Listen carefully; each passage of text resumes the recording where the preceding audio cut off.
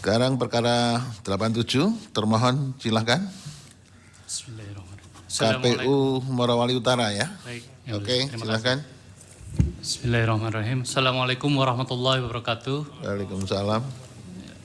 Izin perkenalkan, saya Ibnu Sina, kuasa hukum termohon dari KPU Kabupaten Morowali Utara untuk perkara nomor 87 dari HDH Law Office. Hadir bersama kami Bapak Sudarto Ruslan, Divisi Hukum KPU Kabupaten Morowali Utara. Ya. Mohon izin yang mulia untuk kami akan bacakan eksepsi, mohon dianggap dibacakan. Ya. Eksepsi kami di halaman 3 sampai halaman 12. Ya. Kemudian terkait dengan Renvoy, Ya. di halaman 12 sampai dengan 13. Ya. Renvoy permohonan pemohon pada persidangan pemeriksaan pendahuluan tanggal 13 Januari 2025 berkenaan dengan kesalahan penulisan pada bagian petitum pada nomor 7 halaman 19 yang sebelumnya tertulis Desa Molino, Kecamatan Petasia Timur menjadi Desa Bungintimbe haruslah ditolak dan permohonan pemohon yang digunakan dalam perkara aqua adalah tetap mengacu pada permohonan hasil perbaikan yang telah diregistrasi pada tanggal 10 Desember 2024. Oke, jadi Renvoy-nya sudah nggak boleh ya. Betul ya mulia. Terus? Selanjutnya terkait dengan legal standing, kami sampaikan di halaman 13 sampai dengan 17. Ya. Tidak memenuhi ambang batas. Betul ya mulia. Persentasenya berapa? Persentase seharusnya yang dipenuhi itu 2%, kemudian selisih suara antara pemohon dengan pasangan calon peraih suara terbanyak sebesar 6,81%. 6,8%, ya, oke. Betul, ya mulia. Kemudian permohonan kabur atau tidak jelas, ya. Betul, kami sampaikan di halaman 17 sampai dengan 24. Ya. Kami langsung ke pokok permohonan ya mulia. Ya, pokok permohonan. Pokok permohonan bahwa pada prinsipnya termohon dengan tegas menolak seluruh dalil-dalil permohonan pemohon kecuali yang secara tegas dan jelas termohon akui kebenarannya. Kemudian termohon hanya akan menjawab dalil-dalil pemohon yang semata-mata diajukan terhadap dan atau berhubungan dengan termohon.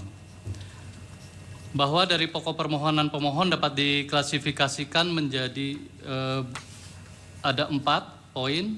Yang pertama adalah pasangan calon nomor urut 2 melakukan pelanggaran hukum dengan melantik pejabat pada masa larangan yang harus didiskualifikasi Ya. atau dugaan pelanggaran pasal 71 ayat 2. Ya. Itu disampaikan dalil pemohon dari nomor 11A halaman 5 sampai dengan nomor 20 halaman 9 sampai 13. Ya, Kemudian itu tahap pencalonannya gimana? ya, Betul ada mutasi atau pelantikan pejabat? betul ya mulia. Terus? Tapi kami akan sampaikan bahwa pada tanggal 19 September 2024 termohon menerima tanggapan masyarakat terkait dugaan pelanggaran ketentuan pasal 71 ayat 2 Undang-Undang Pemilihan yang dilakukan oleh pasangan calon nomor urut 2. Form tanggapan masyarakat sebagaimana bukti T5. Kemudian bahwa tanggapan masyarakat yang diterima termohon telah melewati batas waktu sebagaimana lampiran 1 PKPU nomor 8 tahun 2024 tentang pencalonan gubernur dan wakil gubernur, bupati dan wakil bupati serta wali kota dan wakil wali kota.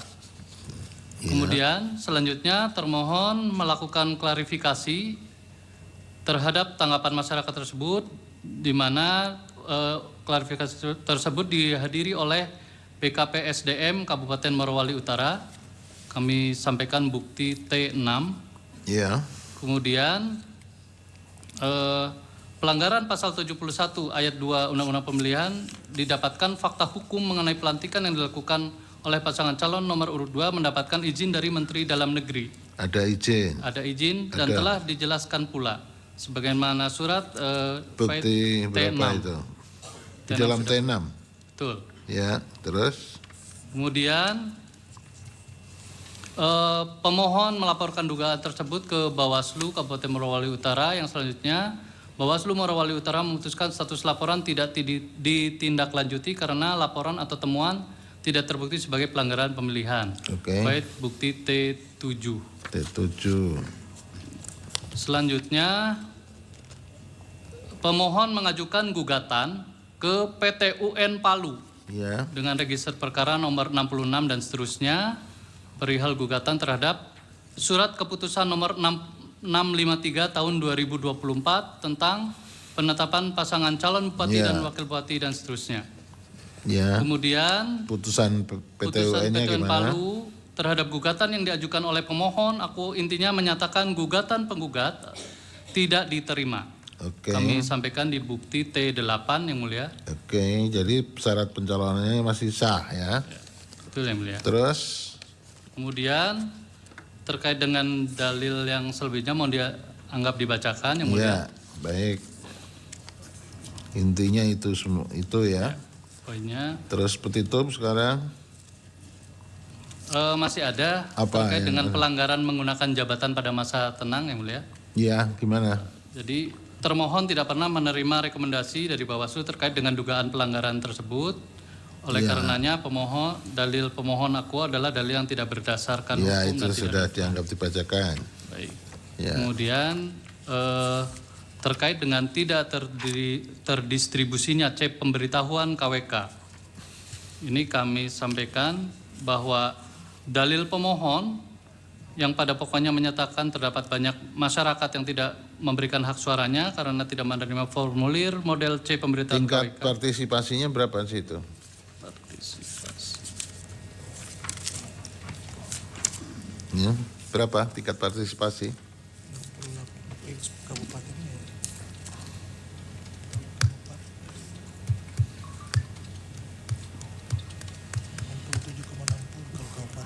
Untuk persentasenya 67,60% ya. 67% lebih. Ya.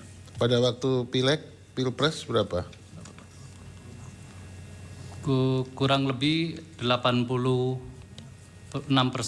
Kalau dengan bandingan pilkada sebelumnya ada? Pendang.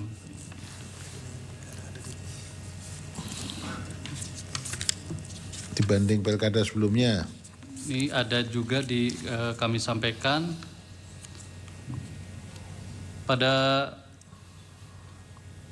partisipasi pemilih di Kecamatan Petasia Timur pada tahun 2020 sebanyak 8.745 jiwa.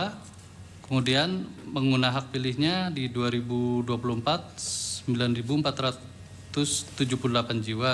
Itu jadi terdapat kenaikan pemilih 733 pemilih ini di Kecamatan Petasia Timur. Oke, kalau gitu ya. Terus apalagi ada, kalau sudah nggak ada petitum, ini sudah dalil-dalil yang penting sudah dibacakan. Baik. Petitum yang mulia, Ya. izin dibacakan. Berdasarkan uraian sebagaimana tersebut di atas, termohon memohon kepada Yang Mulia Majelis Hakim Mahkamah Konstitusi untuk menjatuhkan putusan sebagai berikut. Dalam eksepsi, 1. Mengabulkan eksepsi termohon untuk seluruhnya. 2. Menyatakan permohonan pemohon tidak dapat diterima. Dalam pokok perkara, 1. Menolak permohonan pemohon untuk seluruhnya. 2. Menyatakan benar dan tetap berlaku keputusan Komisi Pemilihan Umum Kabupaten Morowali Utara nomor 1062 tahun 2024 tentang penetapan hasil pemilihan Bupati dan Wakil Bupati Kabupaten Morowali Utara tahun 2024 tanggal 4 Desember 2024 pukul 11.00 WITA. 3. Menetapkan perolehan suara tahap akhir hasil pemilihan Bupati dan Wakil Bupati Kabupaten Morowali Utara tahun 2024 yang benar adalah sebagai berikut. Mohon dianggap dibacakan yang mulia tabelnya. Atau apabila Majelis Hakim Mahkamah Konstitusi berpendapat lain, mohon putusan yang seadil-adilnya. Ex aequo et bono. Baik, terima Hormat kasih. kami kuasa hukum. Terima kasih.